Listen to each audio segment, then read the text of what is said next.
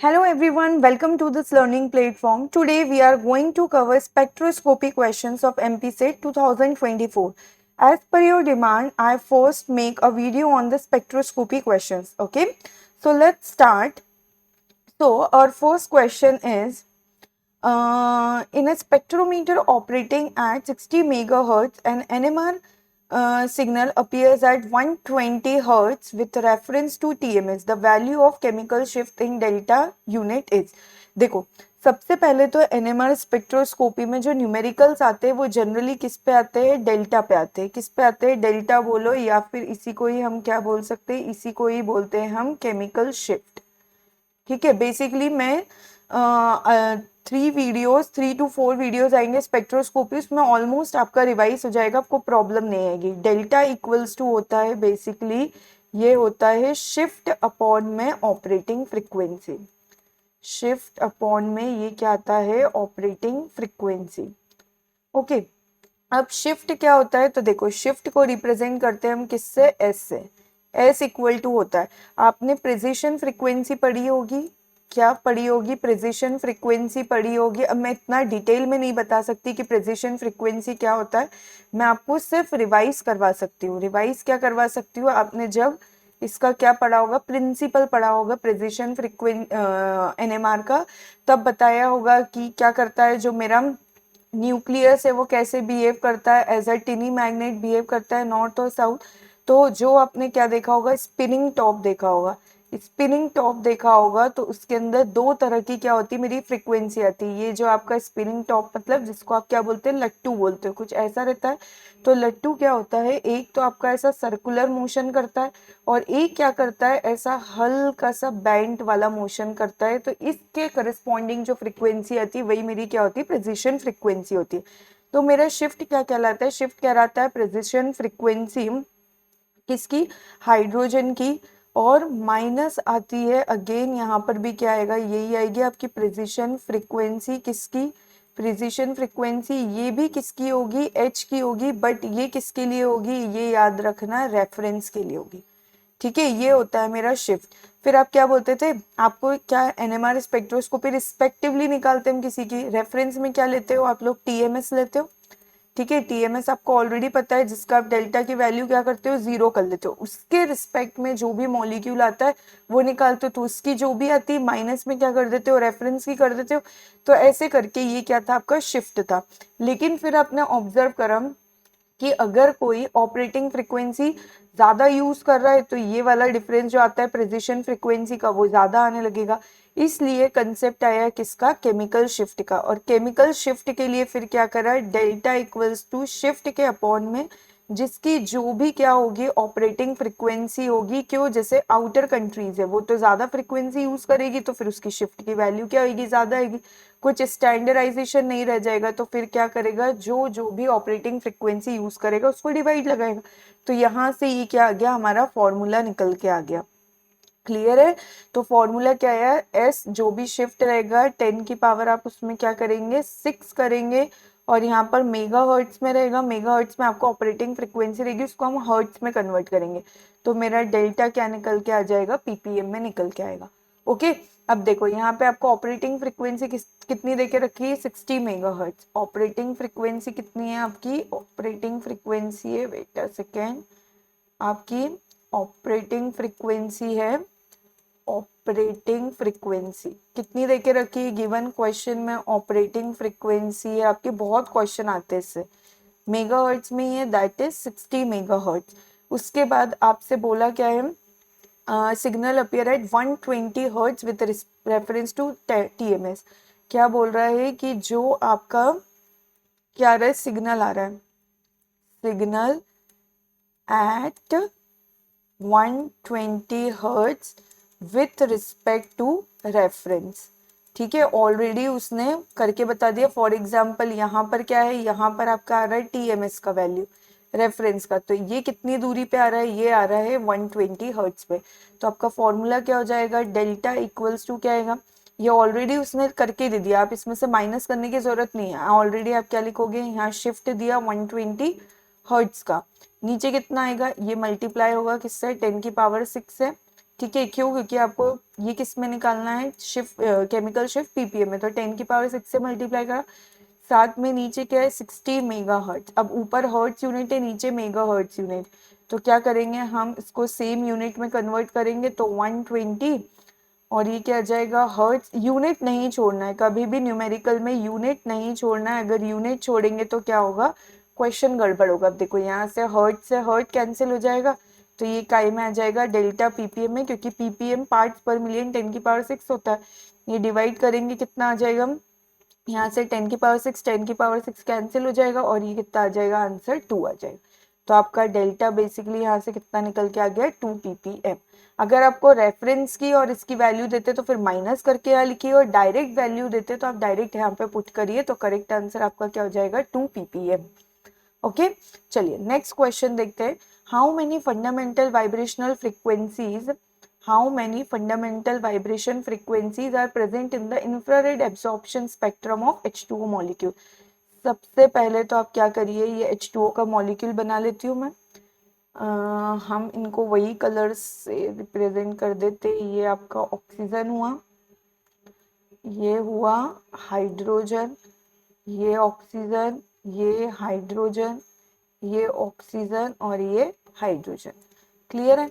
अब नेक्स्ट क्या करेंगे, इसके अंदर क्या देखेंगे हम, मोड्स ऑफ वाइब्रेशन देखेंगे।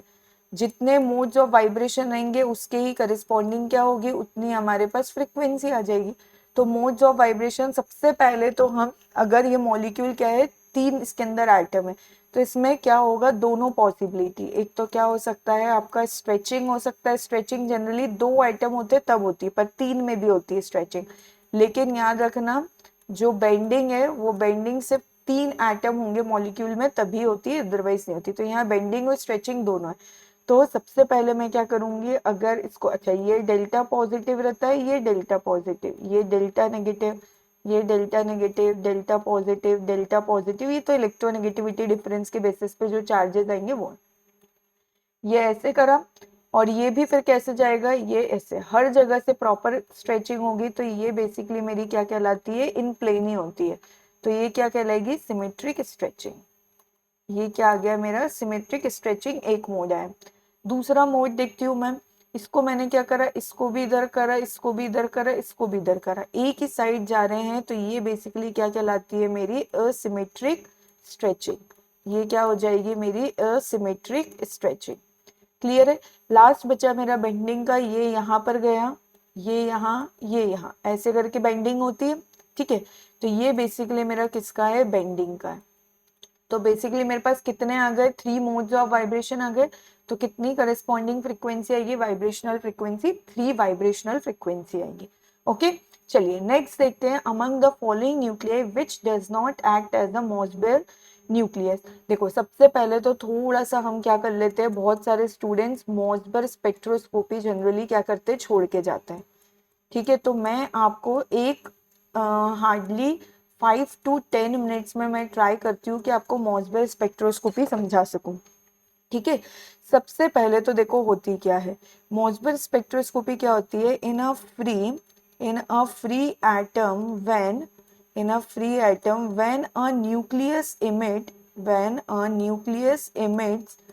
emits gamma radiations, it recoils backward it recoils backward अभी आपको बहुत इजी लैंग्वेज में समझाऊंगी, क्या बोल रही हूँ, like a gun firing a bullet, to conserve momentum,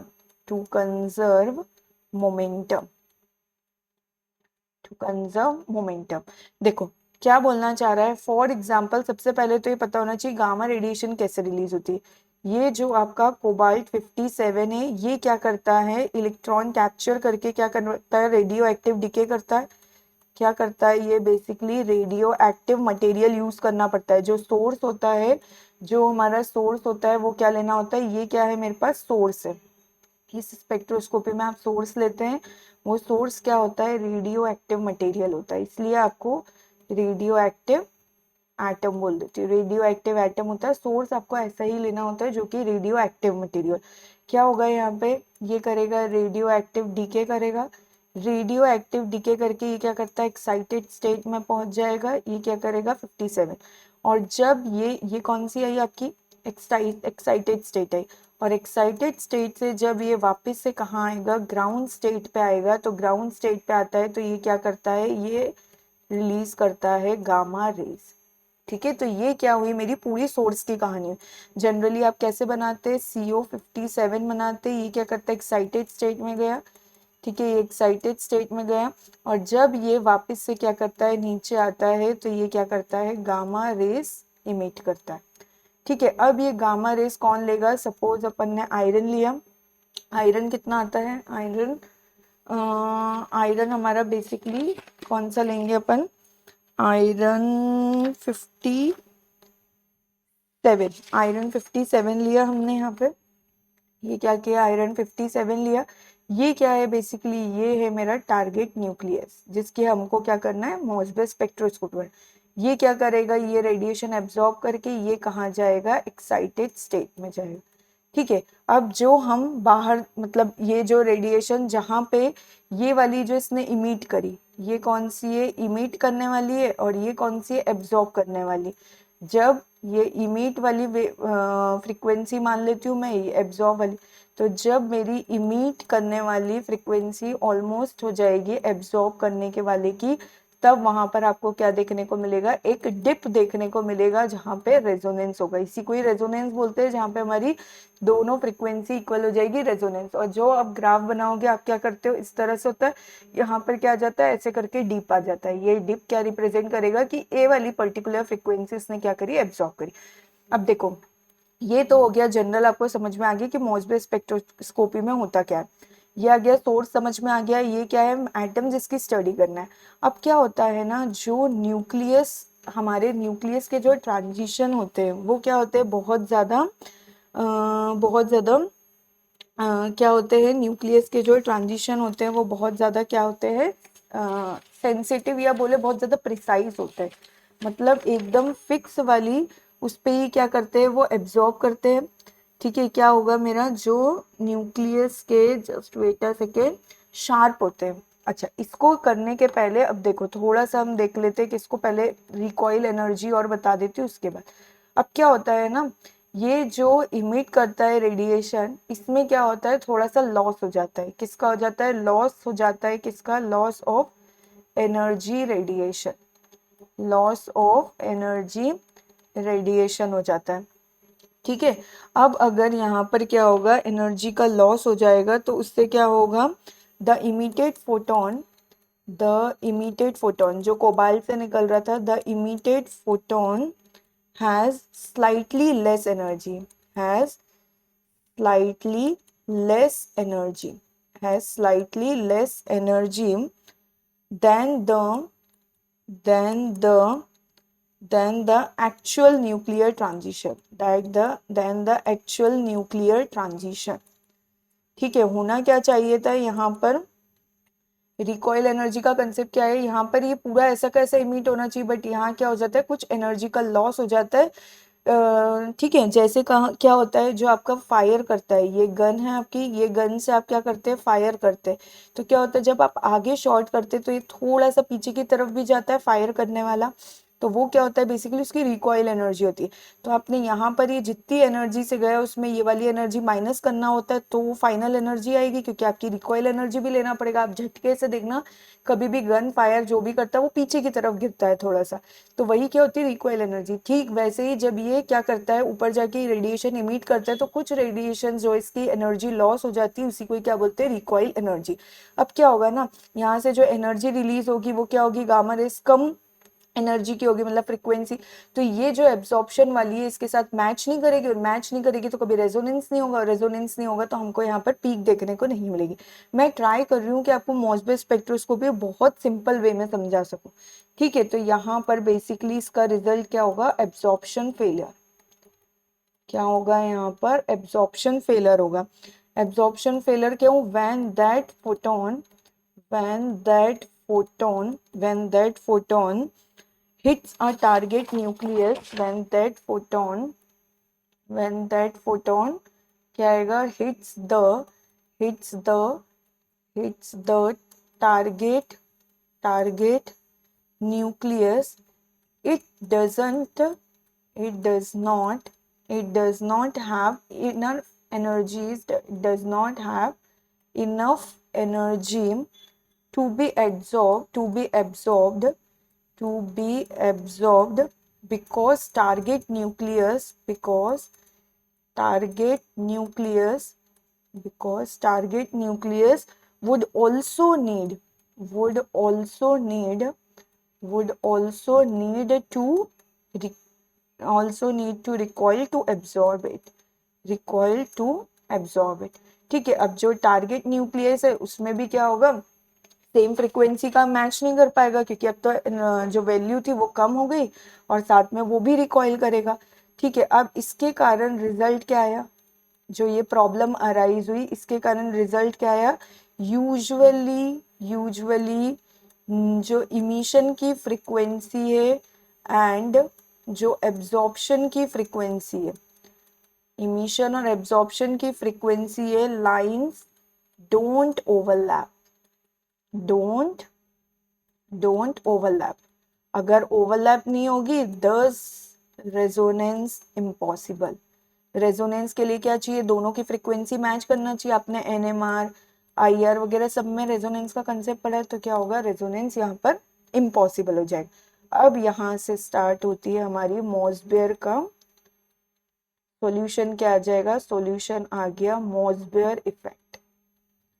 क्या आ गया, इतना तो नॉर्मल था। अब हमारे मोसबेयर ने क्या करा, इंट्रोड्यूस करा अपनी रिसर्च को। फुल नाम क्या है, हो सकता है यही पूछ ले, रोडोल्फ मोसबेयर। ठीक है, एक बार ये भी देख लेना कौन सी ईयर में डिस्कवर किया है। ठीक है, तो मोसबेयर रोडोल्फ मोसबेयर डिस्कवर्ड, क्या करा है उसने, बोला है कि atoms are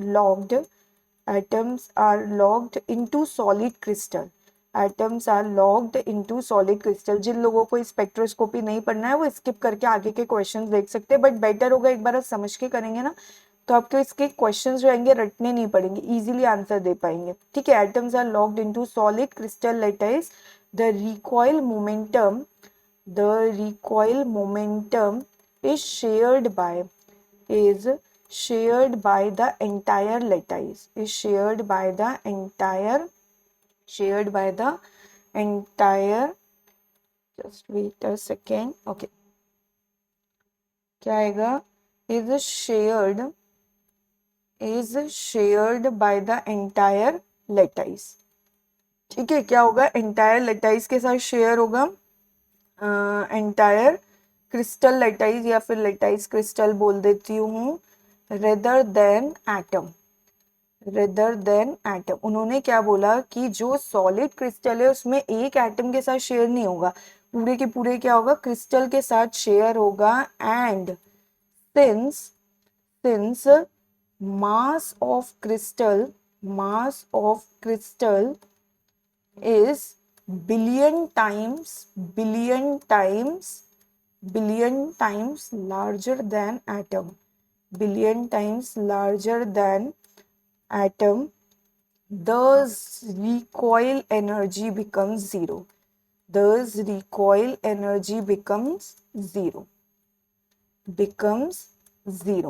ठीक है, तो यहाँ पर हमारी ये प्रॉब्लम सॉल्व कर दी। रिकॉइल एनर्जी को क्या बोल सकते हैं, ई आर से रिप्रेजेंट कर देते। रिकॉइल एनर्जी क्या हो गई, यहाँ पर जीरो हो गई।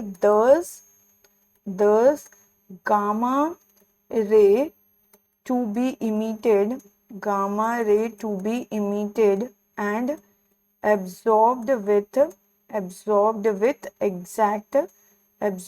with exact same energy, absorbed and emit with same energy, leading to nucleus resonance। ठीक है, प्रॉब्लम सॉल्व हो गई। क्योंकि आपको पता है कि अगर कोई एक भारी व्यक्ति गन को मारता है तो वो थोड़ा कम पीछे आता है, जबकि एक हल्का व्यक्ति है वो गन से अगर शॉट करता है तो वो ज्यादा पीछे आता है। इसका मतलब क्या है, मास पे डिपेंड करता है। अगर मास ज्यादा हो जाएगा तो मेरी क्या होगी, रिकॉइल जो एनर्जी थी वो क्या हो जाएगी, कम हो जाएगी। ठीक है। अब यहाँ से फाइनली आपको एग्जाम में क्या पूछा जा सकता है कि मॉसबेयर स्पेक्ट्रोस्कोपी बेसिकली किसके लिए वर्क करती है। तो मॉसबेयर स्पेक्ट्रोस्कोपी याद रखना, स्पेक्ट्रोस्कोपी ओनली फॉर सॉलिड, इसलिए इतना सब बताया, सिर्फ सॉलिड में लगती है। समझ में आ गया होगा लिक्विड और गैस में क्यों नहीं, क्योंकि वहां पे पार्टिकल्स दूर दूर होंगे, तो उनमें जो पैकिंग है वो कम होगी। पैकिंग कम होगी तो रिकॉइल वेलोसिटी फिर क्या होगी, रिकॉइल एनर्जी क्या होगी, उनकी ज़्यादा आएगी। तो कंपेयर फिर हमारे पास वही प्रॉब्लम आ जाएगी, एब्जॉर्प्शन और इमिशन नहीं हो पाएगा, रेजोनेंस नहीं होगा। ठीक है, तो आप कर ही नहीं पाएंगे फिर। ठीक है, नेक्स्ट आता है मैकेनिज्म। आप हर चीज़ का एक मैकेनिज्म होता है, द मैकेनिज्म, मतलब आप इसको कैसे मेजर करते हैं वो सबसे ज़्यादा इम्पोर्टेंट है, मेजर कैसे करते हो। तो मेजर के लिए यहाँ से क्या आता है, डॉपलर शिफ्टिंग क्या आती है, ये इंपॉर्टेंट है बेसिकली। क्या है, डॉपलर शिफ्टिंग। क्यों करते हैं यूज डॉपलर शिफ्टिंग का, देखो जो आपके न्यूक्लियर ट्रांजिशंस होते हैं, nuclear transitions nuclear transitions are incredibly sharp, एकदम फिक्स वैल्यू पे होते हैं, इनक्रेडिबली शार्प। दैट इज क्या बोलते हैं आप, इनक्रेडिबली शार्प बोल दो, या इसी को ही क्या बोलते हैं, बहुत ज्यादा क्या होते हैं, प्रिसाइज होते हैं। तो हम क्या यूज करते हैं, we can use Doppler effect, we can use Doppler effect to probe the environment of the nucleus। ठीक है, हम क्या करते हैं, ड्रॉपलर इफेक्ट की हेल्प से, फॉर एग्जांपल आपको क्या करना है, आयरन है, आयरन यहाँ सीओ के साथ ब्रिज बना रहा है कि नहीं, जो आपके आपने ऑर्गेनोमेटल के कंपाउंड देखे, ये सीओ के साथ ब्रिज बनाता है। यहाँ कितने सीओ आ रहे हैं, यहाँ सपोज 3 आ रहे हैं, यहाँ पर क्या आ रहा है, 4 आ रहे हैं। तो क्या करते हो आप, मॉसबे स्पेक्ट्रोस्कोपी के हेल्प से क्या निकालते हो, आयरन का हम पूरा कंप्लीट इन्वायरमेंट निकाल लेंगे कि कितने टाइप के आयरन प्रेजेंट है। जैसे आप एनएमआर में करते हो टाइप ऑफ हाइड्रोजन, तो यहाँ पर क्या होगा, एक ये डिफरेंट इन्वायरमेंट है क्योंकि यहाँ पर 4 है, यहाँ पर 3 है, और यहाँ पर ये वाला तो सेम है।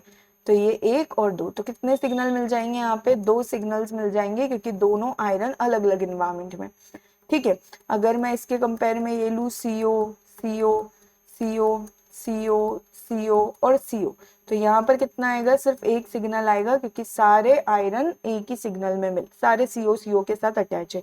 तो हम डिफरेंट इन्वायरमेंट को कैसे चेक कर पाते हैं, with the help of Doppler shifting. Doppler shifting में क्या होता है, डॉपलर इफेक्ट बेसिकली करता क्या है, डॉपलर इफेक्ट करता है, we place radio active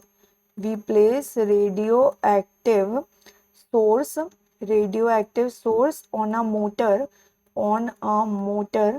that moves it back and forth. Doppler shift basically यही होता है, बैक एंड फोर्थ उसको क्या करता है, मूव करता है at very slow speed. Usually क्या स्पीड रहती है, अब आपने स्पेक्ट्रा देखा होगा mm/सेकेंड का रहता है। ठीक है, this movement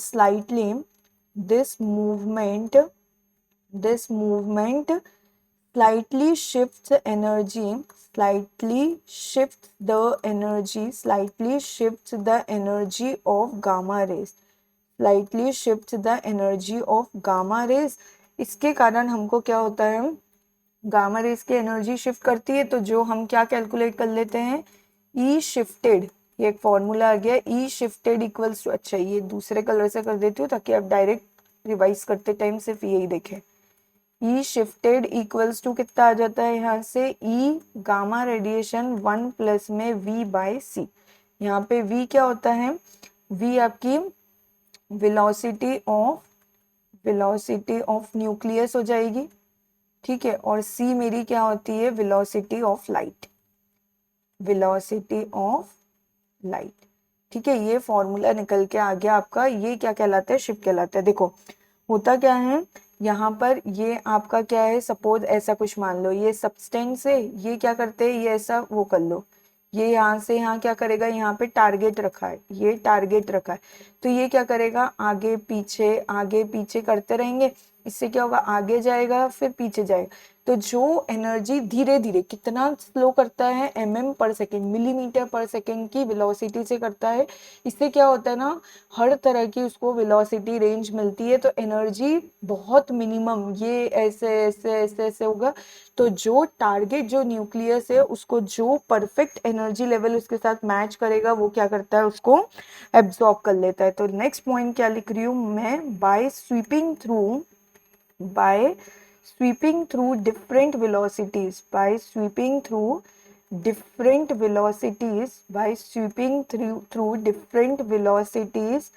we can scan the energy, आगे पीछे करेंगे तो अलग अलग एनर्जी लेवल्स आ जाएंगे। We can scan the energy levels of the target sample। ऐसे करके क्या करेंगे, हम इसको अलग अलग एनर्जी देंगे, इससे हमको क्या होगा, अलग अलग एनर्जी लेवल पता चल जाएगी टारगेट की। And when the energy matches perfectly absorption occurs, और एक पर्टिकुलर ट्रांजिशन जहां पर उसकी एब्जॉर्प्शन एनर्जी मैच कर जाएगी, and dip is recorded in detector, dip is recorded by the detector. ठीक है, ठीक वैसे ही जैसे आप एनएमआर में क्या करते हो, उसको फ्रीक्वेंसी देते रहते हैं, और एक पर्टिकुलर फ्रीक्वेंसी पे जो अल्फा और बीटा ट्रांजिशन स्टेट होती है, अल्फा और बीटा एनर्जी लेवल होती है, तो जो परफेक्टली मैच कर जाता है उसके साथ क्या हो जाता है, रेजोनेंस हो जाता है, और वो वाली फ्रीक्वेंसी डिटेक्टर में गायब हो जाती है। ठीक वैसे ही यहाँ पे क्या होगा, आप अलग अलग mm/सेकेंड से इसको आगे ले जाओगे, पीछे आगे पीछे आगे पीछे, तो एक पर्टिकुलर वेलोसिटी पे क्या होगी, एनर्जी इसकी एब्जॉर्प्शन के साथ मैच कर जाएगी। कोई चीज होती है ना, उसको आगे करते हैं फिर पीछे करते हैं, आगे करते हैं फिर पीछे करते हैं। जैसे अगर आपने कभी मॉल में गए होगे तो एक गेम देखा होगा, ये ऐसा पकड़ने वाला कितना है गेम, नीचे बॉल वगैरह डली होती है, आपको क्या करना पड़ता है, इस बॉल को पकड़ के ऊपर लाना रहता है। तो आप क्या करते हैं, नीचे करते ऊपर करते, नीचे करते ऊपर करते, ताकि फिक्स उसमें आ जाए। ठीक है, ये बेसिकली एनर्जी का नहीं, यहाँ पर क्या है, एनर्जी से रिलेटेड है। आगे ले गए पीछे, आगे पीछे, तो आगे पीछे ले जाने में जब पास में जाएगा तो हो सकता है एनर्जी कम मिले, ज्यादा मिले। तो एक परफेक्ट एनर्जी पे क्या करेगा, टारगेट न्यूक्लियस को जब एब्जॉर्प्शन की एनर्जी उसकी मैच कर जाएगी तो वो क्या करेगा, उसके साथ फिर रेजोनेंस कर लेगा, और जिस पर्टिकुलर स्पीड पे क्या करेगा, वो जिस पर्टिकुलर स्पीड की एनर्जी को एब्जॉर्ब करेगा, ये पूरी ऐसी चलती रहेगी, और यहाँ पर क्या आ जाएगा, डिप आ जाएगा। यहाँ पर क्या रहेगा, बेसिकली ये mm/सेकेंड का चलता है। ठीक है, mm/सेकेंड का चलता है, ये क्या है, वेलोसिटी बेसिकली, और यहाँ पर क्या एनर्जी, तो यहाँ पर पर्टिकुलर पे क्या करेगा, एब्जॉर्ब कर लेगा। आया समझ में? तो ये पूरा कंप्लीट मैकेनिज्म है। With the help of Doppler shift क्या होता है, हम इसको मेजर करते हैं। ठीक है, अब हम इससे मेजर क्या क्या कर सकते हैं, ये भी एग्जाम में क्वेश्चन आ सकता है। मेजर क्या क्या करते हैं, सबसे पहले तो हम क्या करते हैं, आइसोमेरिक शिफ्ट मेजर करते हैं।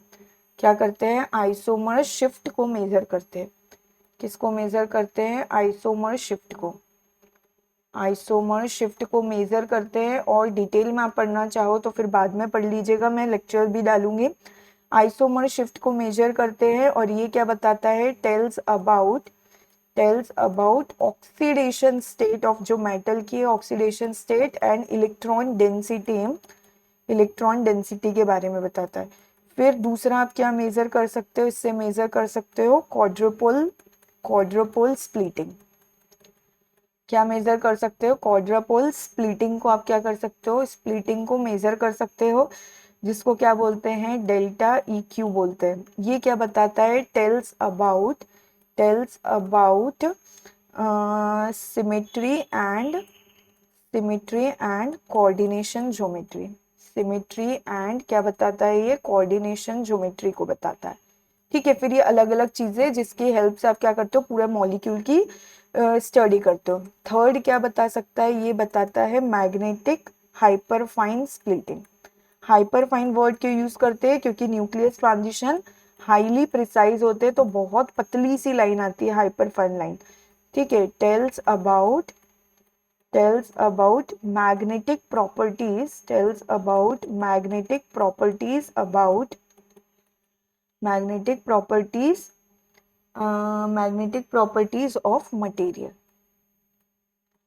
magnetic properties of material, ये geometry around the atom। जो एटम ले रहे हैं जिसकी ऑक्सीडेशन स्टेट, उसी की क्या बताता है हमको बेसिकली ज्योमेट्री, जैसे मैंने अभी बताया ना आपको वैसे। ठीक है, अब इसके बाद थोड़ी सी चीजें और देखते हैं जो एग्जाम में पूछी जा सकती है। ये इंपॉर्टेंट है बेसिकली, अगर आप पूरी स्टडी नहीं भी करना चाहें तो आपको ये करना जरूरी है।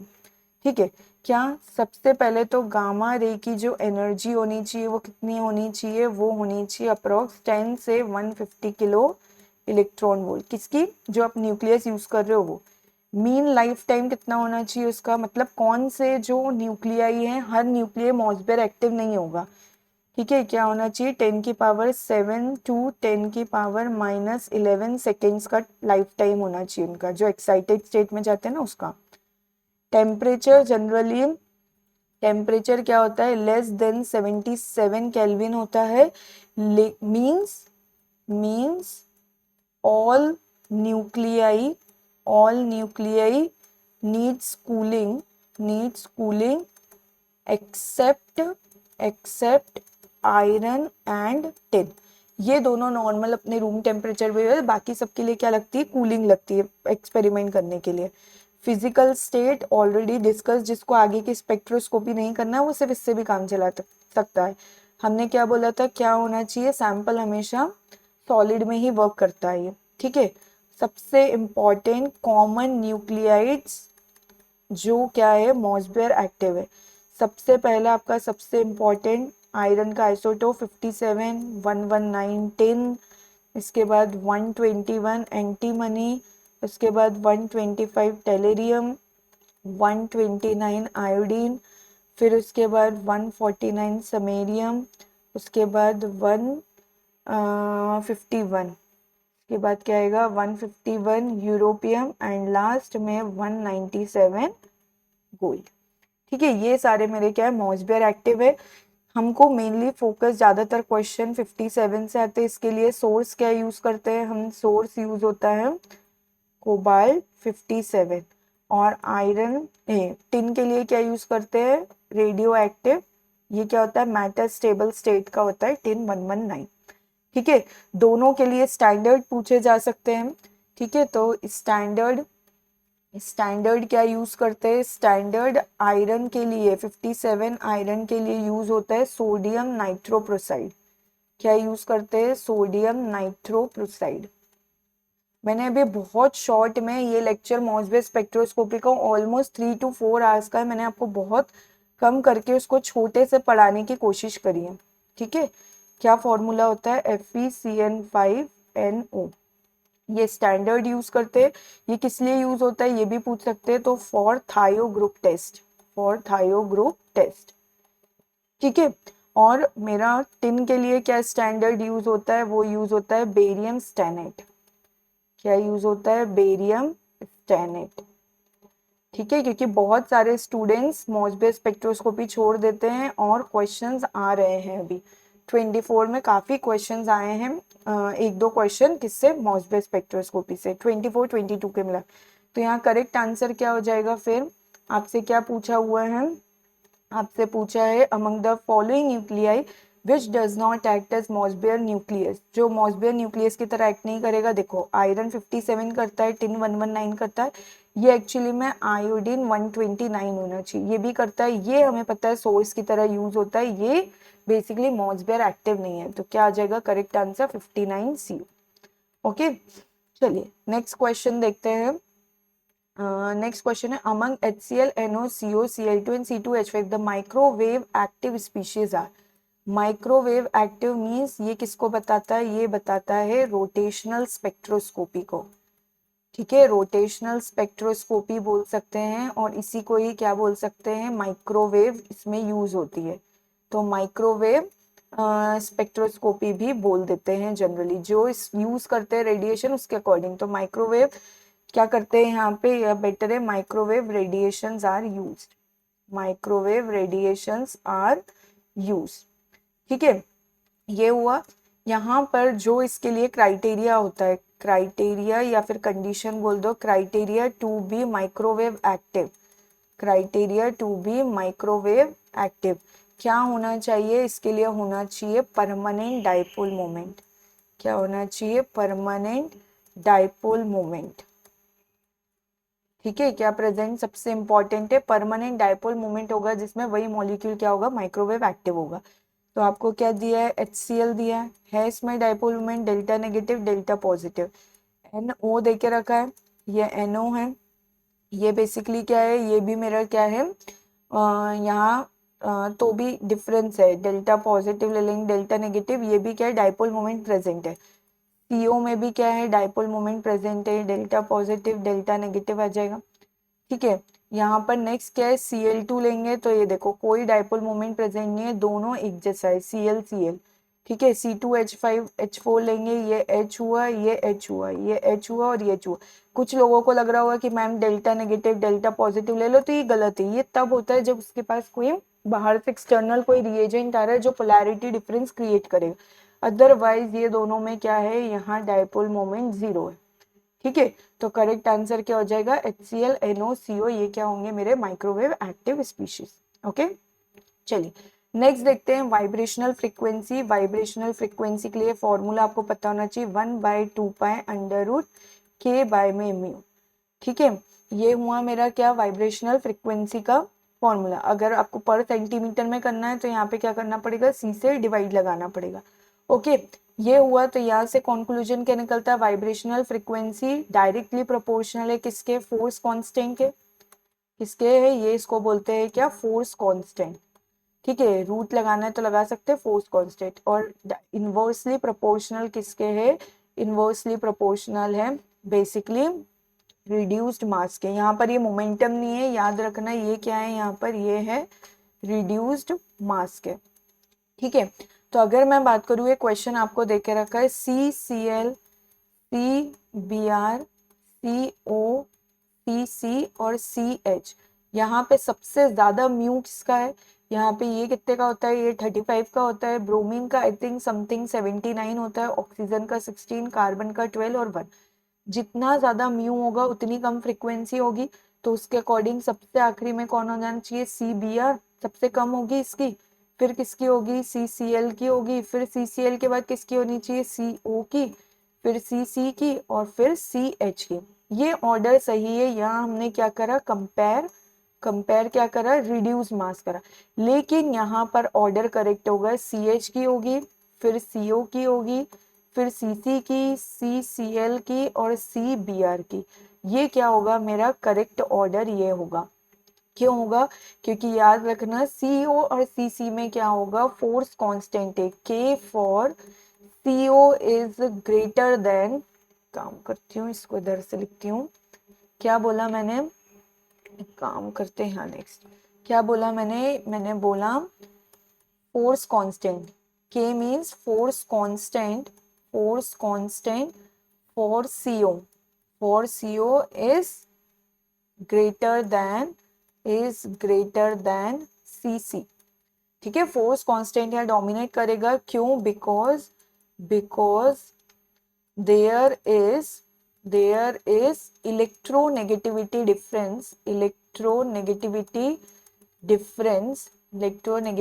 difference in CO। ये नेगेटिव है, ये पॉजिटिव है, इसकी वजह से इसका क्या होगा, मोर फोर्स कांस्टेंट।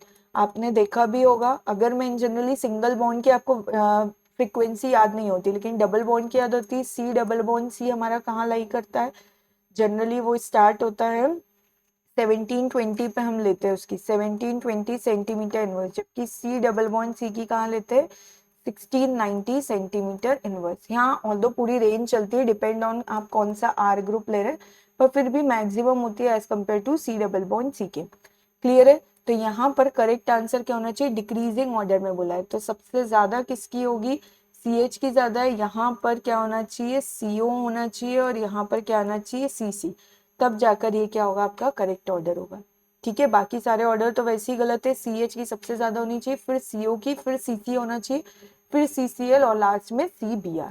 ओके, चलिए नेक्स्ट क्वेश्चन देखते हैं। Raman spectra is often hampered by, सबसे पहले तो आपको रमन स्पेक्ट्रा पता होना चाहिए। बेसिकली क्या है, स्कैटरिंग होती है, इसमें क्या होती है, स्कैटरिंग होती है, स्कैटरिंग का फिनोमिना होता है। देखो आपका ये क्या है, ये मैंने लिया ग्राउंड स्टेट, ठीक है, और ये मैंने क्या लिया, ये लिया मैंने एक्साइटेड स्टेट। यहाँ पर भी ये क्या लिया, ग्राउंड स्टेट, और ये मैंने क्या ले लिया, एक काम करती हूँ इतनी सारी लाइंस बनाने की जगह सिंगल लाइन से ही बता देती हूँ, एक्साइटेड स्टेट, और ये क्या है मेरा ग्राउंड स्टेट, ये एक्साइटेड स्टेट, और ये मेरा क्या हुआ ग्राउंड स्टेट। ये एक्साइटेड स्टेट, आपको पूरी रमन स्पेक्ट्रोस्कोपी नहीं बता रही हूँ मैं, सिर्फ जो मेरे काम की चीजें वो बता रही हूँ। ये क्या होगा, जिससे ऊपर गया उसी के तरह वापस आ गया, तो डबल हेडेड एरो। ये क्या है, नो लॉस और gain in energy, no loss और गेन इन एनर्जी।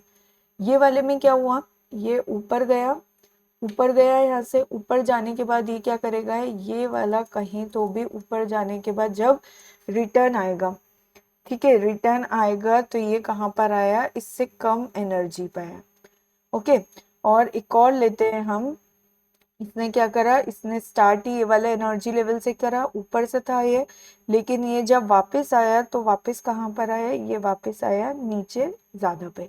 तो अगर मैं बात करूँ एनर्जी की, तो यहाँ पर क्या था, ये न्यू वन है, ये न्यू टू है, ये न्यू वन, ये न्यू टू, ये न्यू वन और ये nu two. Energy is directly proportional to frequency, तो फ्रीक्वेंसी के टर्म्स में बात कर लेते हैं। यहाँ पर क्या था, nu one is smaller than nu two, यहाँ पर क्या है, nu one almost equal to nu two, यहाँ क्या है, nu one smaller than nu two, नहीं सॉरी उल्टा साइन आएगा, यहाँ पर क्या आएगा, nu one is greater than nu two. तो इसके करस्पॉन्डिंग ये जो आते हैं यहाँ पर, जब आपको ज्यादा एनर्जी में मिलती है तो ये बन जाती है मेरी क्या, एंटी स्टोक्स। क्या मिलेगी आपको यहाँ, एंटी स्टोक लाइंस मिलेगी। कम एनर्जी से रिटर्न होती है तो ये क्या कहलाती है, स्टोक्स लाइंस कहलाती है, ठीक है। और ये जो एंटी स्टोक्स और स्टोक्स है यही क्या कहलाती है, बेसिकली रमन लाइन या फिर रमन स्पेक्ट्रा, ठीक है। और जहां पे अगर सेम उसकी आती है, ये बेसिकली क्या कहलाती है, ये कहलाती है रेलेग स्कैटरिंग। ये क्या है, रमन स्पेक्ट्रा स्कैटरिंग है बेसिकली, और ये मेरी क्या कहलाती है, जिसमें कोई डिफरेंस नहीं आता है, ये कहलाती है रेलेग स्कैटरिंग। क्लियर है, आया इतना समझ में।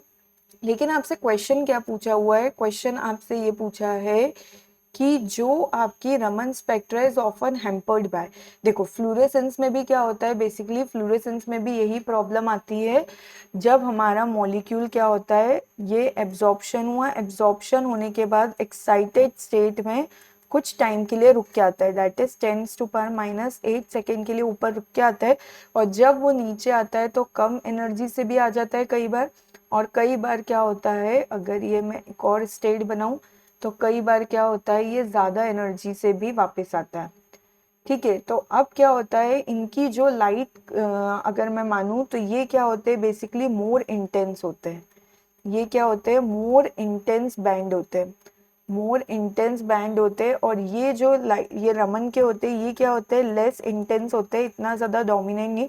तो क्या करते हैं, इसको जो फ्लूरेसेंस है वो क्या करता है, हैम्पर्ड कर देता है। तो आपको समझ में नहीं आता है जब आप बायोमोलिक्यूल्स या फिर जो भी कंपाउंड्स को टेस्ट करते हैं कि रमन स्कैटरिंग के थ्रू आया कि फ्लोरेसेंस के थ्रू आया, क्योंकि देखो दोनों में ऑलमोस्ट सेम फिनोमिनन होता है, ठीक है। अभी हम जब लॉन्स की डायग्राम भी देखेंगे उसमें समझ में आएगा आपको कि फ्लोरेसेंस फॉस्फोरेसेंस ये सब क्या होता है। तो देखो इसमें भी ऐसे ही टाइप के ट्रांजिशन होते हैं, तो ये ऑलमोस्ट दोनों सेम होता है। तो आपका करेक्ट आंसर क्या आएगा, Raman spectra is often hampered by, किससे हैम्पर्ड होता है, ये हैम्पर्ड होता है बेसिकली फ्लूरोसेंस से। ये क्या होते हैं, मोर इंटेंस बैंड क्या होते हैं, ये स्ट्रॉन्ग होते हैं, ये स्ट्रॉन्ग होते हैं, इसको क्या करते हैं, हैम्पर्ड कर लेते हैं। ओके चलिए next question, NMR and NQR spectra are observed in the region. सबसे पहले तो आपको जब एनएमआर का पता है, भले एनक्यूआर का नहीं पता है, क्या यूज होती है, इसमें यूज होती है रेडियो फ्रिक्वेंसी सबसे ज्यादा in EMR, in EMR that is electromagnetic radiation का जो स्पेक्ट्रा होता है उसमें क्या होती है, lowest lowest energy radiation, lowest energy radiation सबसे ज्यादा किसकी होती है, कॉस्मिक, कॉस्मिक के बाद क्या आती है, गामा, सबसे लोएस्ट किसकी होती है, रेडियो फ्रिक्वेंसी एनएमआर के लिए यूज होती है, वही एनक्यूआर के लिए यूज होती है।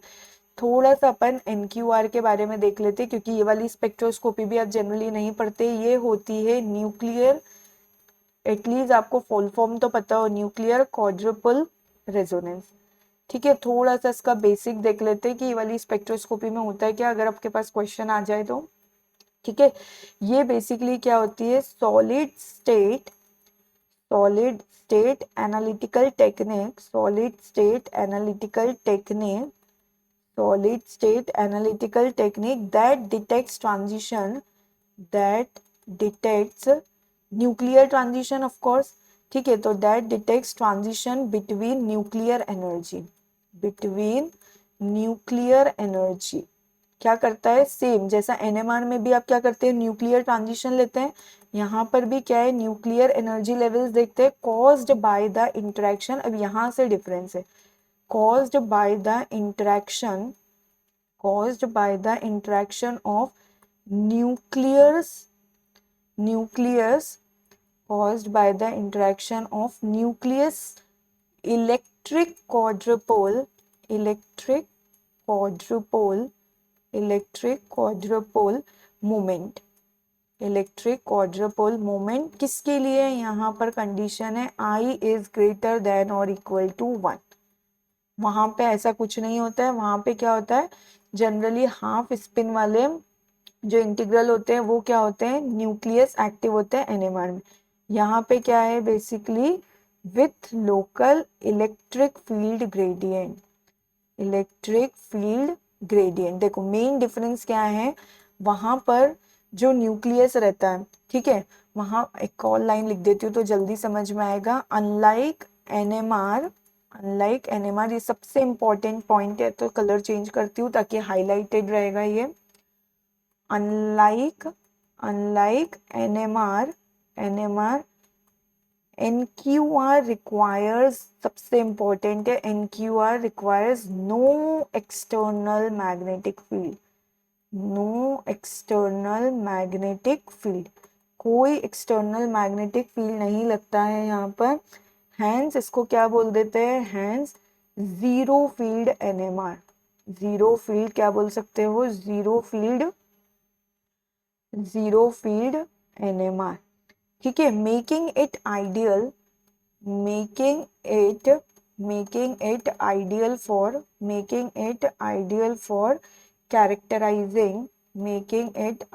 for characterizing chemical bonds,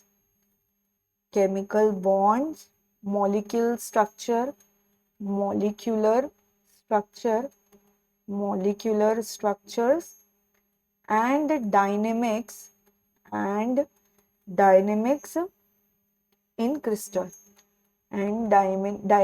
in crystals, ठीक है, NQR एक्टिव न्यूक्लियाई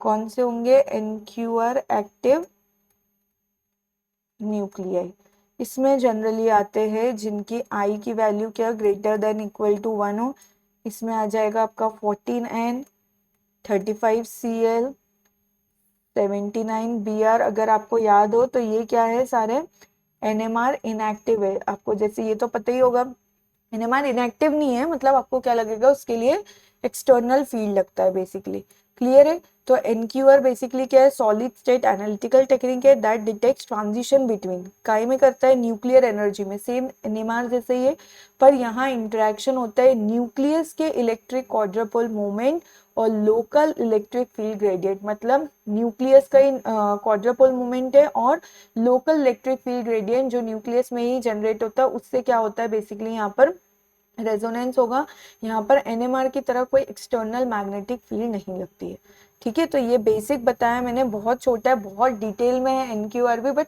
एक छोटा सा जितना एग्जाम में आ सकता है मैंने उतना बताया, क्लियर है। नेक्स्ट देके रखा है आपको क्या, नेक्स्ट पूछा है आपसे, for which of the following processes is inter system crossing essential, यहाँ पर हम पढ़ लेते हैं क्या आपका जेबलॉन्स्की डायग्राम से हमारे क्या होंगे, अभी ये पूछा हुआ है, सब कुछ क्लियर हो जाएगा कि कैसे कैसे क्या क्या होता है, ठीक है, तो ये मैं जेबलॉन्स्की डायग्राम बनाती हूँ, वन काम करते हैं, क्लियर है, just wait a second, okay, ये बनाया 1 2 3, ठीक है, ये 4, ये आ गया 1 1 2 3 4, ये आ गया 1 2 3 4, यहाँ पर आ गया ये 1 2 3 4, ये हो गया मेरा T1, ये हो गया मेरा S0, ये S1 और ये S2। ये बेसिकली क्या है, ये हो गई मेरी ग्राउंड स्टेट और ये हो गई मेरी एक्साइटेड स्टेट 1, ये हो गई मेरी एक्साइटेड स्टेट 2, ये हो गई मेरी, ये सब क्या है, ये बेसिकली है सिंगलेट। एस मतलब क्या है, एस मतलब सिंगलेट स्टेट है और टी मतलब क्या है, टी मतलब है ट्रिपलेट स्टेट है। ठीक है, ये क्या हो गए, डिफरेंट एनर्जी लेवल हो गए। अब इन एनर्जी लेवल पे मेरे क्या है, ये वाइब्रेशन अगर V0, ये क्या आ गया V0 V1 V2 V3, हर एनर्जी इलेक्ट्रॉनिक एनर्जी लेवल के क्या होते हैं, फर्दर वाइब्रेशन होते हैं। इनमें क्या है, फर्दर और डिवाइड करेंगे तो क्या आएंगे, रोटेशनल लेवल आ जाएंगे। यहाँ पे V0 V1, इधर V0 V1 V2 और V3, ये आ गया इतना समझ में। अब देखो यहाँ पर अगर मैं कैसे बात करूँ, स्पिन जो ट्रांजिशन होंगी वो कैसी होंगी, स्टार्ट करते हैं ट्रांजिशन करना। सबसे पहले तो क्या करा, ये मेरा ग्राउंड स्टेट से ये यहाँ पर गया, ये एक ट्रांजिशन, ये यहाँ से एक और कर लेते हैं हम, ये हुआ मेरा दूसरा ट्रांजिशन। ठीक है, अब क्या होगा ना, ये वापस लौटने वाले ट्रांजिशन देखते हैं। तो ये हो सकता है ऐसे ऐसे करके यहाँ पर लौटे, क्लियर है। या फिर क्या कर सकता है, ये यहाँ पर आया, फिर यहाँ से कहाँ आएगा, ये यहाँ पर आएगा। ठीक है, और फाइनली जब यहाँ से कहाँ आएगा, नीचे की तरफ आएगा, ये हमारा ग्राउंड स्टेट, ये ऐसे हो सकते हैं। या फिर और क्या हो सकता है, ये वाली स्टेट से हो सकता है ये यहाँ पर आ जाए, या फिर ये वाली स्टेट से हो सकता है ये यहाँ पर आ जाए, क्लियर है। अब यहाँ से हम करते हैं स्टार्ट। सबसे पहले तो ये क्या होगा, ये होगा, इसको बोलते हैं एक्साइटेशन या फिर बोल सकते हैं क्या, एब्जॉर्प्शन। ऊपर जाना एक्साइटेशन या फिर एब्जॉर्प्शन। ये कितने सेकेंड लेता है, 10⁻⁻15 सेकेंड। अब एक्साइटेड स्टेट में जाने के बाद वो वापस से नीचे आएगा क्योंकि वहाँ वो अनस्टेबल फील कर रहा है। तो ये जो बेसिकली मेरे ऐसे ऐसे वाले होते हैं, ये क्या कहलाते हैं, non radiative transition. Non radiative, ये क्या कहलाते हैं, नॉन रेडिएटिव। और ये वाले क्या कहलाते हैं, ये वाले कहलाते हैं रेडिएटिव ट्रांजिशन, क्लियर है। ये जो with in the same vibrational level आते हैं, ये बेसिकली क्या कहलाते हैं मेरे, एक तो इनको बोल सकते हैं वाइब्रेशनल रिलैक्सेशन बोल दो, क्या आएंगे, वाइब्रेशनल रिलैक्सेशन, या फिर इसको बोल सकते हैं इंटरनल कन्वर्जन। क्या बोलते हैं, इंटरनल कन्वर्जन। इनका जो टाइम होता है 10⁻11 से 10⁻9 सेकेंड होता है, क्लियर है। ये जो एक स्टेट से सिंगलेट से कहाँ आते हैं, ट्रिपलेट की तरफ आते हैं, ये कहलाते हैं इंटर सिस्टम क्रॉसिंग। इंटरनल क्या आएंगे, इंटरनल सिस्टम क्रॉसिंग। ठीक है, ये क्या है, इंटरनल सिस्टम क्रॉसिंग है। इनका जो टाइम लिमिट होता है वो जनरली 10⁻8 से 10⁻10 सेकेंड के अराउंड होता है। ये क्या है, इंटरनल सिस्टम क्रॉसिंग, ये क्या है, इंटरनल कन्वर्जन, ये क्या है, एब्जॉर्प्शन, क्लियर है। अब आता है एक इम्पॉर्टेंट चीज कि ये जब S1 से कहाँ पर आता है, S0 पे आता है, पर्टिकुलर यहाँ से यहाँ आता है, ये क्या बन जाता है, ये बनता है मेरा फ्लोरेसेंस। कहीं पर भी हो लेकिन S1 से इसको S0 पे आना चाहिए। ये क्या है, बेसिकली काशाज रूल भी है। ठीक है, फ्लोरेसेंस यहाँ से यही आता है, काशाज रूल भी है। इसका टाइमिंग जनरली 10⁻8 सेकेंड्स का लाइफ टाइम होता है, क्लियर है। अब एक और बचा है हमारे पास लास्ट इंटर्न, अगर मेरा T1 से कहाँ आ रहा है, T1 से कहाँ पर आएगा, ये आएगा यहाँ पर। ठीक है, ये क्या हो जाएगा, ये होगा मेरा फॉस्फोरेसेंस। ठीक है, बेसिकली फॉस्फोरेसेंस क्या है, रूल को फॉलो नहीं करता है। ठीक है, क्योंकि यहाँ पे क्या कर रहा है, स्पिन की जो स्टेट है वो चेंज है, यहाँ S0 यहाँ T1 तो फॉरबिडन है, लेकिन फिर भी ये विथ सम रिलैक्सेशन क्या होता है, पॉसिबल होता है। और इसका टाइमिंग जो होता है 10⁻4 से 4 सेकेंड सबसे ज्यादा देखने को मिलता है लंबे टाइम तक के लिए फॉस्फोरेसेंस, क्लियर है। तो ये पूरा कंप्लीट क्या हो गया, जेबलॉन्स्की डायग्राम हो गया। ये क्या है मेरा, जेबलॉन्स्की डायग्राम। जेबलॉन्स्की डायग्राम, जहां पर कैसे ट्रांजिशन होते हैं और कितनी लाइफ टाइम होती है, मैंने पूरा आपको बताया। क्लियर है? तो यहाँ पे बोला है for which following process is inter system crossing essential. अब आप खुद बताइए इंटर सिस्टम क्रॉसिंग किसके लिए जरूरी होगी? इंटर सिस्टम क्रॉसिंग किसके लिए? फॉस्फोरेसेंस के लिए। क्योंकि अगर ये स्टेप नहीं हुई तो यहाँ से ये क्या होगा, नीचे नहीं आ पाएगा, नीचे नहीं आ पाएगा तो फॉस्फोरेसेंस नहीं होगा। क्लियर है? और फ्लूरोसेंस के लिए क्या होना चाहिए? इंटरनल कन्वर्जन होना चाहिए, तब पॉसिबल हो पाएगा। ठीक है, चलिए नेक्स्ट है what percentage of light will be transmitted to cells placed in the path of light if their individual transmissions are. सबसे पहले तो क्या पता होना चाहिए, जो आपका ट्रांसमिटेंस होता है, क्या होता है? ट्रांसमिटेंस होता है, ट्रांसमिटेंस होता है मल्टीप्लिकेटिव इन नेचर। ट्रांसमिटेंस क्या होता है? Multiplicative in nature.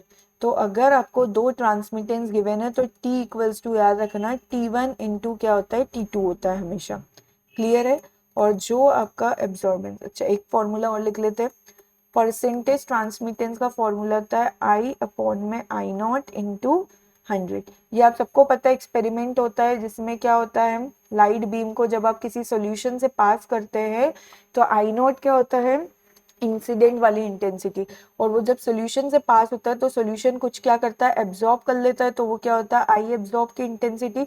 और जो बाहर निकालता है वो क्या होता है? आई टी होता है ट्रांसमिटेड की। और आई नॉट मेरा क्या होता है? इनिशियल आपने इंसिडेंट कितनी करी है वो, तो जितना ट्रांसमिट करा एब्जॉर्ब करा उसके अकॉर्डिंग ये फॉर्मूला होता है। ठीक है, अपने बियर्स लैम्बर्ट लॉ आपको पता ही होगा। ये हुआ। इसके बाद नेक्स्ट आता है मेरे पास क्या? एब्जॉर्बेंस। याद रखना एब्जॉर्बेंस क्या होता है? Additive in nature. एब्जॉर्बेंस क्या होता है? Additive in nature. अगर आपको टोटल एब्जॉर्बेंस निकालना है तो क्या करेंगे? A1 प्लस में A2 करेंगे। क्लियर है? एब्जॉर्बेंस का फॉर्मूला क्या होता है? A इक्वल्स टू होता है ये लॉग, याद रखना बेस 10 आता है और उल्टा होता है आई नॉट बाय में आई होता है। क्लियर है? इसको क्या ले सकते हैं? ए इक्वल्स टू, अगर मैं इसको उल्टा कर दूं, लॉग 10 रहने दूं, माइनस करूं तो ये कितना आएगा? आई बाय, हम इसको रेसिप्रोकल कर सकते हैं माइनस लगा के। ठीक है, तो ये यहाँ से क्या आया? Minus log 10। और ये क्या बन सकता है? ये बन सकता है बेसिकली क्या, अच्छा इसमें 100 भी लेना होगा तो ठीक है, अभी इसको ऐसे ही रहने देते तो भी चलेगा। ये हुआ। ठीक है, अगर यहाँ परसेंटेज ना करूं मैं तो ये 100 हट जाएगा। 100 हट गया तो ये कितना बच गया? माइनस लॉग 10, और इसको टी भी बोल सकते हैं। ये क्या हुआ? एक फॉर्मूला। ये क्या हुआ? मेरा दूसरा फॉर्मूला। हो सकता है नेक्स्ट टाइम क्वेश्चन इससे आ जाए, इसलिए मैं बता रही हूँ। अब मुझे पता है लॉग, अच्छा परसेंटेज टी निकालते। परसेंटेज टी आपका कितना था? आई बाय में आई नॉट इंटू 100 था। अगर मैं दोनों तरफ क्या कर दूं? लॉग 10 कर दूं, ये परसेंट टी आ गया। यहाँ पर भी करा तो लॉग आई बाय में आई नॉट हुआ, प्लस ये कितना हो जाएगा? लॉग 100। आपको पता है जब मल्टीप्लाई में होता है क्या होता है? लॉग, ऊपर लिखती हूँ ताकि जगह मिले, log A B equals to कितना होता है? लॉग ए प्लस में लॉग बी। यही वाली आइडेंटिटी यहाँ यूज करिए तो लॉग टी परसेंट हुआ ये कितना हुआ? Log 10% T. ये किसके बराबर हो गया? Log I by I naught. इसको ले सकते हैं माइनस ए, प्लस में ये कितना आ जाएगा? 2 आ जाएगा। क्लियर है? तो यहाँ से मैं बोलूँ ए इक्वल्स टू कितना आ जाएगा, उसको वहां पहुंचा दो। और ये कितना आ जाएगा? ये हो जाएगा टी माइनस लॉग टी का परसेंटेज बेस 10। ठीक है, तो ये ऐसे सारे तीनों कन्वर्जन आपको पता होना चाहिए कि कोई भी क्वेश्चन आए तो आप इजीली कर लें। क्लियर है? अब आपके क्वेश्चन पे आ जाते हैं। क्वेश्चन में क्या दिया है आपको? T1 और T2 दो के परसेंटेज दिए हैं। सबसे पहले T1 का परसेंट कितना है? 60, और T2 का परसेंट कितना दे के रखा है? 30। ठीक है, तो T1 यहाँ से कितना निकल के आ गया? 0.6। T1 कितना आ गया? परसेंट हटा 0.6, और T2 कितना आ गया? 0.3। टोटल T निकालना है, क्या आएगा? T1 इंटू T2 करा, T इक्वल्स टू 0.6 इंटू 0.3, कितना आ गया? ये 0.18। शायद आंसर परसेंटेज में रिपोर्ट करना है तो वही 100 से मल्टीप्लाई कर दो तो कितना आ गया? ये 18%। ठीक है, तो करेक्ट आंसर क्या हो गया? 18%। ओके, चलिए नेक्स्ट क्वेश्चन है using a 60 megahertz NMR spectrometer an organic compound shows two signals at 54 and 220 cps. What would be their positions on a 90 megahertz spectrometer? देखो इसी के लिए क्या आया था मेरे पास? केमिकल शिफ्ट का कंसेप्ट आया कि एक ने ऑपरेटिंग फ्रीक्वेंसी कितनी यूज करी? एक ने ऑपरेटिंग फ्रिक्वेंसी यूज करी 60 मेगाहर्ट्ज और दूसरे ने ऑपरेटिंग फ्रिक्वेंसी यूज करी है कितनी 90 मेगाहर्ट्ज। तो बोल रहा है पहले वाले में जो केमिकल शिफ्ट की वैल्यू आ रही थी, सिग्नल आ रहे थे शिफ्ट की, कितने पे आ रहे थे 54 और 220 सीपीएस पे आ रहे थे। सीपीएस बोले तो क्या होता है, सीपीएस होता है साइकिल पर सेकेंड। क्या होता है, साइकिल पर सेकेंड, इसी को ही बोल देते हैं हर्ट्ज। हर्ट्ज यही होता है बेसिकली, साइकिल पर सेकेंड। तो देखो इसके लिए हमारे पास एक फॉर्मूला होना चाहिए, न्यू न्यू वाला आता है, इसके लिए फॉर्मूला है न्यू वाला आता है। अच्छा प्रॉपर इसको अलग से ही लिख लेते हैं, यहाँ पर हम न्यूमेरिकल सॉल्व कर लेंगे। तो to find the new position, to find the new position, to find the new position in hertz, in hertz, या फिर उसको ही बोल देते हैं साइकिल पर सेकेंड। ठीक है, ये बेसिकली मेरा क्या होगा, ये होगा मेरा न्यू, वी न्यू कर लेते हैं। ठीक है, क्या करा, वी न्यू कर लिया। न्यू पोजीशन फाइंड आउट करने के लिए क्या करना है आपको, when moving from an old frequency, old operating frequency बोल देती हूँ उसको, old operating frequency, old operating frequency इसको लिख देती हूँ एफ ओल्ड। अच्छा इसको भी अपन कलर चेंज से लिखते हैं ताकि समझ में आएगा। an old frequency, just wait a second, an old operating frequency, an old operating frequency, क्या आएगा यहाँ पे, ओल्ड ऑपरेटिंग फ्रिक्वेंसी क्या लिया, एफ ओल्ड मान लिया इसको। क्लियर है, old operating frequency to a new frequency, to a new operating frequency, to a new operating, to a new operating frequency. New operating frequency वो हमने क्या मान लिया, वो हमने मान लिया एफ न्यू। ठीक है, क्या मान लिया, एफ न्यू माना। तो we use the ratio, we use the ratio, we use the ratio to find shift in position, to find shift in position, shift in position. ठीक है, क्या करेंगे, शिफ्ट इन पोजीशन कैसे निकालेंगे, उसका फॉर्मूला हो जाएगा जो आपने शिफ्ट करा, कितने का शिफ्ट हुआ वो निकल जाएगा। आपको करना है यहाँ पर वेरी सिंपल सी चीज है, शिफ्ट करेंगे आप, यहाँ लिखेंगे एफ न्यू करना है और डिवाइड में क्या करना है, एफ ओल्ड करना है। तो आपकी न्यू वाली फ्रिक्वेंसी, अच्छा ये फॉर्मूला लिख लेते हैं, काम करते हैं यहाँ पर, इन पोजीशन, यहाँ पर ये करा तो ये आ जाएगा shift, shift in position equals to कितना आएगा, एफ न्यू करिए न्यू फ्रीक्वेंसी डिवाइड में करिए एफ ओल्ड। ठीक है, ये क्या हो गया आपका फॉर्मूला। नेक्स्ट टाइम कुछ और भी दिया हो तो इस फॉर्मूले से निकाल लेना। ठीक है, और अगर मैं बात करूँ वी न्यू, न्यू पोजीशन कितनी आ जाएगी, तो आप करेंगे वी ओल्ड इंटू कितना कर देंगे, उसमें शिफ्ट को मल्टीप्लाई कर देंगे, तो ये क्या आ जाएगा आपका, वी न्यू आ जाएगा। ठीक है, और केमिकल शिफ्ट निकालना तो पता ही है, केमिकल शिफ्ट, शिफ्ट अपॉन में क्या आ जाता है, ऑपरेटिंग फ्रीक्वेंसी, क्या आ जाता है, न्यू ऑपरेटिंग। ये किस में चाहिए होता है हमको, मेगा हर्ट्ज में, ये किस में चाहिए होता है, हर्ट्ज में, इंटू 10⁶, और ये क्या होता है, पीपीएम। ये तीनों फॉर्मूले बहुत इंपॉर्टेंट है, हो सकता है नेक्स्ट टाइम आपसे नई वाली फ्रिक्वेंसी के करस्पॉन्डिंग क्या पूछ ले, नई वाली फ्रिक्वेंसी के करस्पॉन्डिंग आपसे पूछ ले कि केमिकल शिफ्ट बताओ। तो अब मेरे पास यहाँ से सॉल्यूशन क्या निकल के आता है, सॉल्यूशन ये निकल के आता है कि क्या दिया है आपको, एफ ओल्ड कितना दिया है, एफ ओल्ड आपके पास था 60 मेगाहर्ट्ज, आपके पास एफ न्यू कितना दिया है, न्यू फ्रीक्वेंसी ऑपरेटिंग कितनी लिए 90 मेगाहर्ट्ज, आपके पास वी ओल्ड कितना देके रखा है, वी ओल्ड 2 देके रखे। ठीक है, वी ओल्ड 2 देके रखे, एक दिया है 54 सीपीएस और दूसरा दिया है 220 सीपीएस। तो सबसे पहले हम क्या निकालते हैं, वी न्यू निकालते, क्या आ जाएगा, वी ओल्ड इंटू में क्या निकालना है, एफ न्यू अपॉन में एफ ओल्ड, यही फॉर्मूला है। तो वी न्यू निकालते किसके लिए, पहले 54 वाले के लिए देखते कितना आएगा, 54 इंटू न्यू कितना था 90 अपॉन में 60, ये कितना आ जाएगा, अगर आप इसको सॉल्व करेंगे तो ये निकल के आ जाएगा 81 सीपीएस। और अगर आप V220 वाला करेंगे तो 220 इंटू जब 90/60 करेंगे तो ये 1.5 आएगा। तो यहाँ से V20 220 का कितना निकल के आ गया 330 CPS।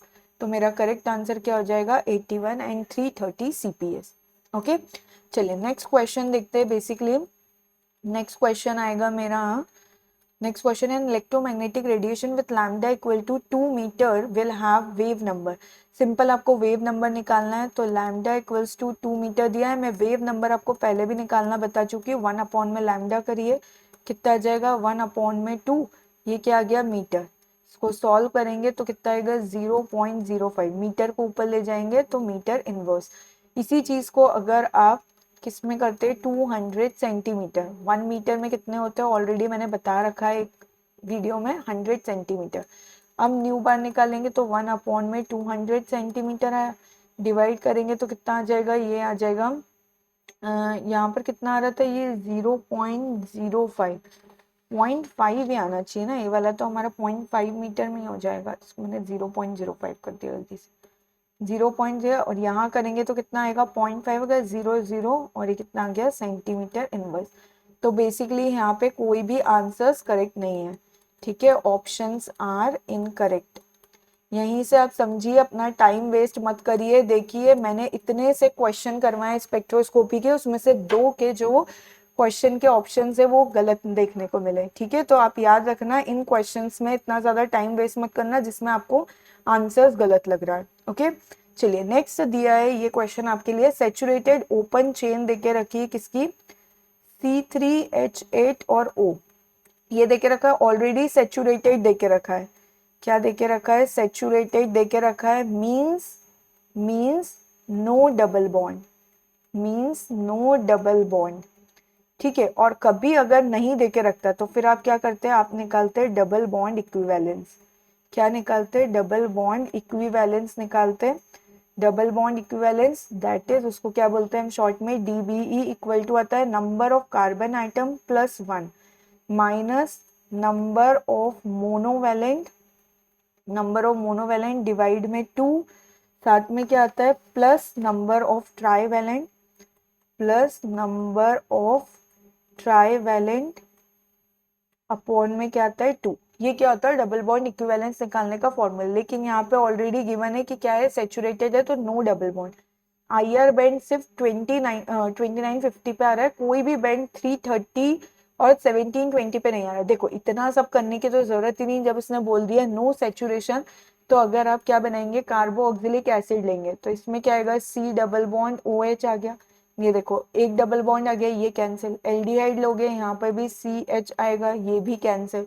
कीटोन लोगे तो C double bond OCH3 type का कुछ आएगा, ये भी कैंसिल। सिर्फ ऐसा एक ही ऑप्शन बचा ईथर, जिसके अंदर क्या है कोई भी अनसेचुरेशन नहीं आ रहा। तो ये तो इतना सब पढ़ने की जरूरत ही नहीं, आंसर यहीं से हो जाएगा। तो पहले ऑप्शंस को देख लेना instead of solving questions in determining structure with the help of spectroscopy data. Okay, यहाँ पर अब हम देख लेते तो ये क्या बन जाएगा, ये बन जाएगा CH3 CH2O और ये क्या आ गया CH3, 3 कार्बन हो गए और मेरे पास 8 हाइड्रोजन हो गए और एक क्या हो गया ऑक्सीजन, ये करेक्ट आंसर हो गया, ठीक है। साथ में देखो यहाँ पे 330 और 1720 की कोई पीक नहीं आएगी, क्यों, क्योंकि यहाँ पे कोई भी कार्बोनिल ग्रुप नहीं है, ठीक है। और साथ में 2950 की वैल्यू आएगी, ऑफ कोर्स वो किसके लिए आएगी, इनके लिए आएगी, ठीक है। तो यहाँ पे सारे स्पेक्ट्रोस्कोपी के क्वेश्चन 2024 के कंप्लीट हो गए हैं।